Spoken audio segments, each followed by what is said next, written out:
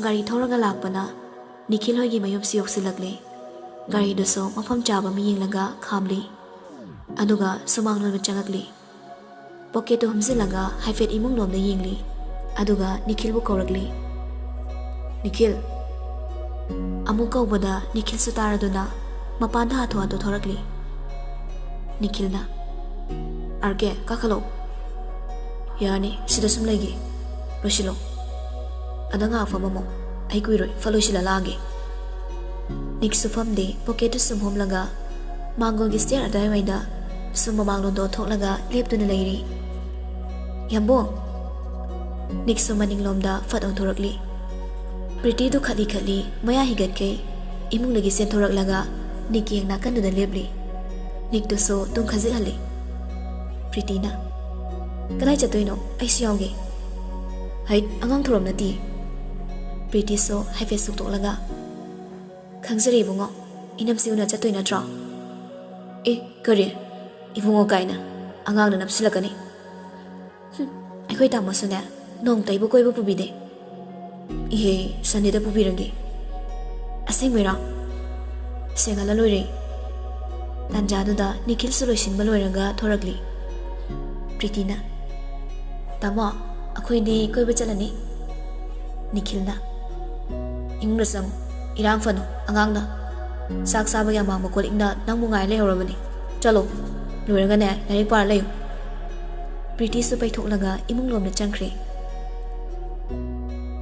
asumna Nik amari Nikhil so gari da sum thoraga lakli phire poherom da Nik na call toksilo Nikhil sumagi phone nagi phire pada call torakli hanjin tawbani adu pairakti phire pado Nikhil na phone ga pairakti ne Gyaneswar ne gyan ga dadreda karom dagi no khangaudre gari ama makoi na thorakli ba madugi mangda side lana khangdok thozilagli Nik so break to khangwa phai gari do sama khoi gari da highway khetlaga tokre Nikhil na hana gari dagi proper kumthakre ko na tapna Nik so phingna kumakli magi gari do kai da sokli hana yengli mi soklobra soktibra ga amata hana yengma natre gari gi mamang thangba saruk tu so khara khelami proper mung chengsili mi dugi manakta nupi oiduna leramli Nik na Oi, nami tu kai di yengaga gari thogi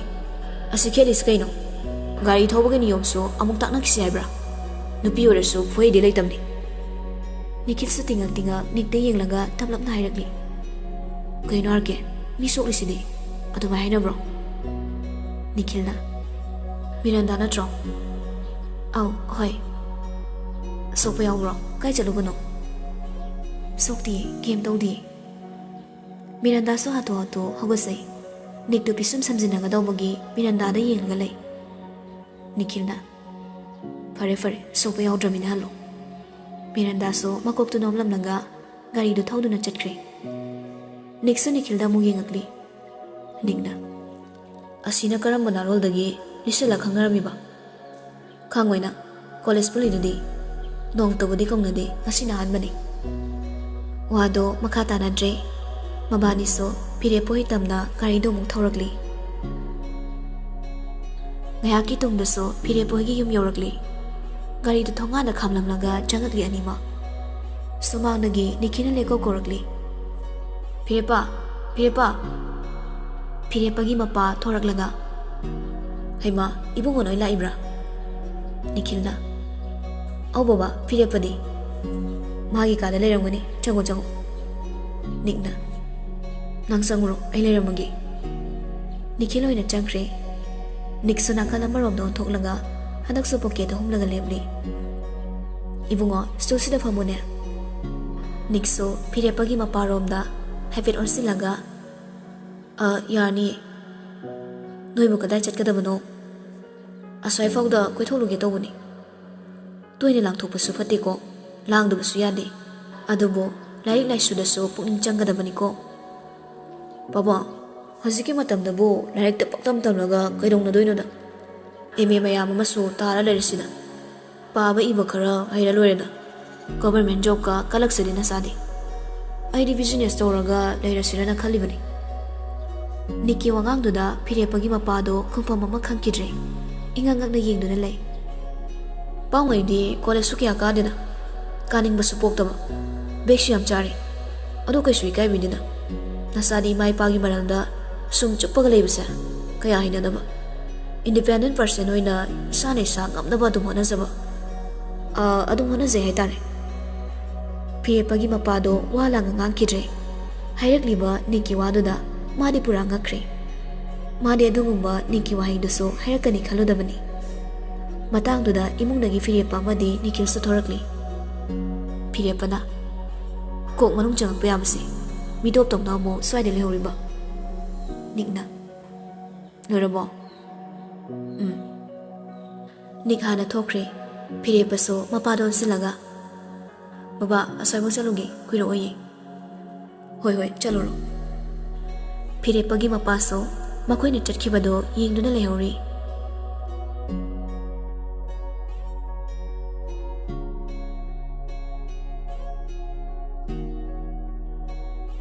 Asumna makoiso restaurant amadu laktuna achakpa chari.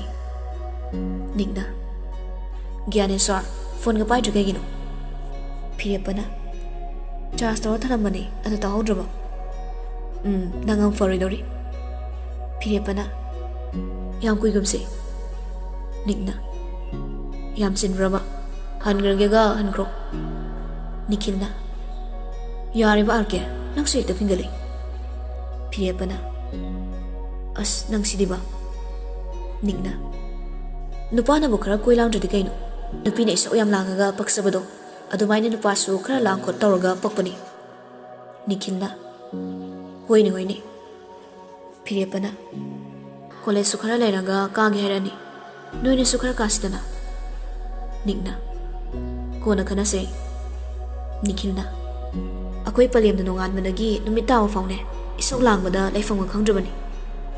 Firepana gyan khara taw ko. Nikna tha ani natraga ahum si matung karani. Exam budi yana ba adum tawrani. Firepana Nikil nang di mana haise tarunuko. Moigi di maram mathum paidana leiramani. Nikilna hoida. Nikna wasoi ngangagumse.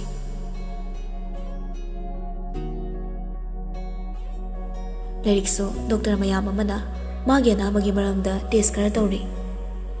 Lirikna ma moine gi khutta yatum thinmado yam nai.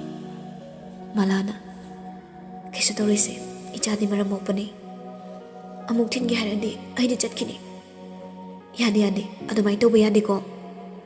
Ma yum chalase. Chaturi khara lebaga chatongni. Lirikso thongnom dai pe cheptharaga yenglaga hairakli. Nadadi yen mokong chaningi mana leibini. Lirikso betudagi kumtharaga chenkige tawri. Malana faraga ibima kaidano se maram mokpani se phamusida. Ai dadai manang chatke. Dadado laiti a chatki. Kaida isadi maram mokpani phamuse. Tanjaduda punsiba su sangakli. Lirik tuso punsibagi manakta prapap chansili. Dada ngasai khingai ni. Punsiba su nomi tawranga. Isan kaigino. San chaningi. Maladi matha sarabani machanupigi matongda. Adudi chawa yadeba. Adunane achapot oina dada leibiruge ko. Lirikso machindu haifet paitholaga. Adudi ai lakni. Malana ibema se mi phataba yam leibani mapan thokpa yade ko. Dale ai chatni. Punsibana chase. Punsiba maladon silaga. Ima kaisumta pakhatpigano. Aiga chatpa yani. Mapan gi aseng manung siso khara chance. Manung sum thamaso afabo oiroi. Malana ibungoda fani hairadine imasu yare. Punsibana lariki makutu samlaga mapanda thorakli. Larik chana wangangakli. Akoi adadi bora chafam sulai ko. Adu moi swaidadi leitingo. Leiti moi swaise. Adu dada moi swaise lawai oibiro. Punsiba lariki wahaiduda nofe thorakli. Adu dai su khangdi. Asum chatlambanagi lairik tupsilaga tugi tawrakli. Punsibana matang chana ngauri. Lairikna masigi khungupse suktong tongaiba mari amusu nanthoi. Mana tongakliba sports show do lawthoklaga mamangda thamli. Punsibana Jan kaino toridubo tongsiluse sina tralina nakhongda loina nadoini. Punsibana famthakiduna lairiki khunguptaso manoina tongsinbiri. Khungup mari kiringe lairik nairi. Sigumba mari yaubisa nantama phajabam ta leibiyo. Nada nahamu leibibado. Punsiba haifeti ngakli. Adubu thoina khanjiludre. Leire loire. Punsiba samo hagulaktuna lairiki makhutu pairaga khara chawna fama dukan amada changakli. Nana chaningba khalo. Lairik su yoliba achapo singdo ubada mamit ka loina thakatkre. Harauna nan yeng duna chatli. Mana pamage duso tap lori. Punsiba su lairiki matungda tamda tamda inari. Maithong daso adumak nomi tauri. Lairik so achapo mayam ama kolaga punsiba gi manaktam na lagli. Punsiba na aduna yarabo. Lairik so yari haiduna makok tunomdi. Punsiba dukan mapudon silaga pek tobiro. Bill duso piramli.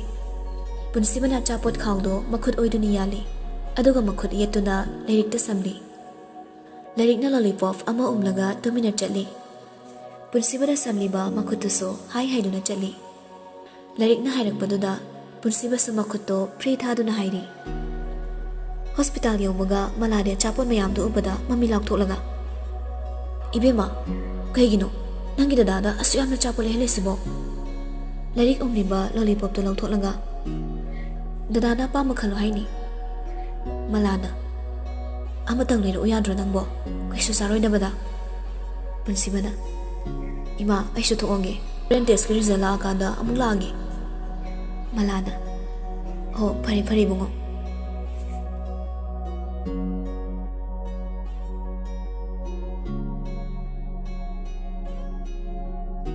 Somda ahum dusu numidang wairam pung mari adwaida mayumda halakli.